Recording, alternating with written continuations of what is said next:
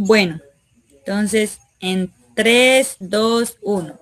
Hola a todos, mi nombre es Jenny Alexandra León Guerrero y junto a mis compañeros vamos a desarrollar este podcast llamado Educación en Contexto Pasado, Presente y Transformación sobre el surgimiento del sistema educativo en Iberoamérica y su relación con las dinámicas actuales, entendiendo que no es solo un proceso neutral, sino histórico, político y social.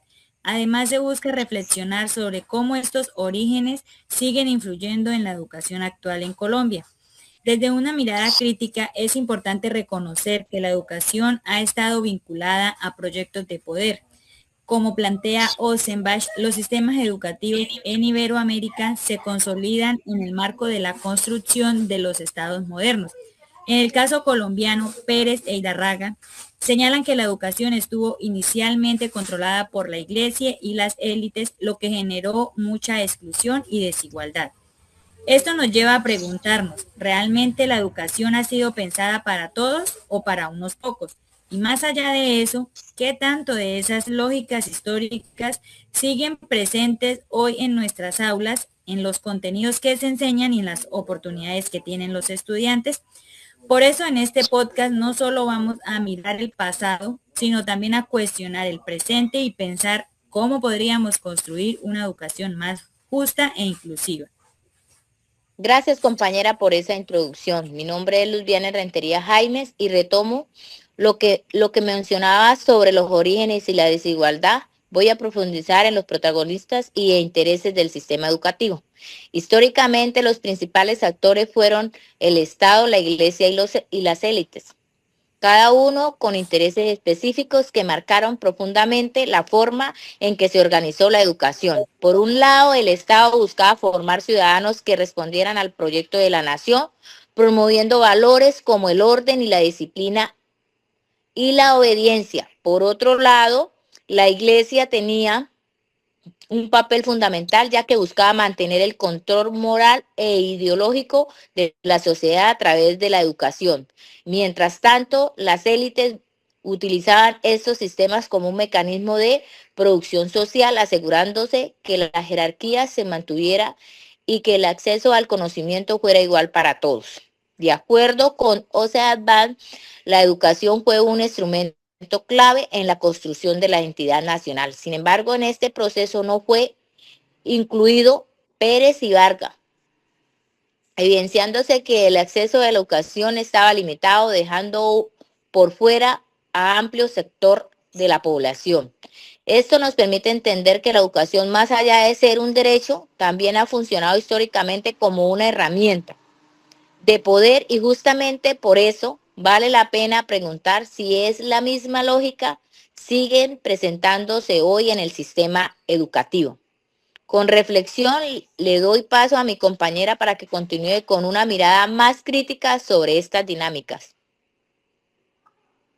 Gracias, compañera. Mi nombre es Jenny Cuellar Méndez y retomando esa última reflexión sobre la educación como herramienta de poder, quiero profundizar en una mirada más crítica sobre este tema, desde la perspectiva de la educación, que no solo ha servido para enseñar, sino también para controlar y moldear a la sociedad. Es decir, más allá de transmitir conocimientos, también ha buscado formar individuos que se adapten a ciertas normas y estructuras establecidas. Los modelos educativos tradicionales han ignorado las realidades de los estudiantes, generando desinterés y desconexión con el aprendizaje. En este sentido, Maldonado habla del desencanto frente a sistemas educativos que no responden a las necesidades sociales ni a los contextos de los estudiantes. Asimismo, desde la teoría crítica se entiende que la escuela puede producir desigualdades. Balseca, Logroño y Triviño explican que la educación puede mantener estructuras de poder. Si no se cuestiona de manera consciente, esto nos lleva a una pregunta muy importante. ¿La educación actual sigue reproduciendo esas desigualdades históricas que vienen desde sus orígenes? Si miramos el contexto colombiano, especialmente en las zonas rurales, aún evidenciamos brechas en el acceso, en la calidad y también en la pertinencia en la educación. Esto demuestra que muchas de esas dinámicas del pasado todavía tienen efectos en el presente. Por eso comprender esta realidad no solo nos permite analizar el problema, sino también pensar en posibles transformaciones y precisamente sobre esas formas de resistencia y cambio en Colombia. Le doy paso a mi compañero para que sigamos en esta reflexión. Gracias, compañera. Mi nombre es Simón Mendivelso y tomando esta idea sobre las desigualdades que aún persisten en la educación, es importante reconocer que no todo ha sido imposición, sino que también han surgido múltiples formas de resistencia y transformación en Colombia. A pesar de estas dinámicas históricas, diferentes actores como comunidades indígenas, docentes y estudiantes han cuestionado y transformado las políticas educativas.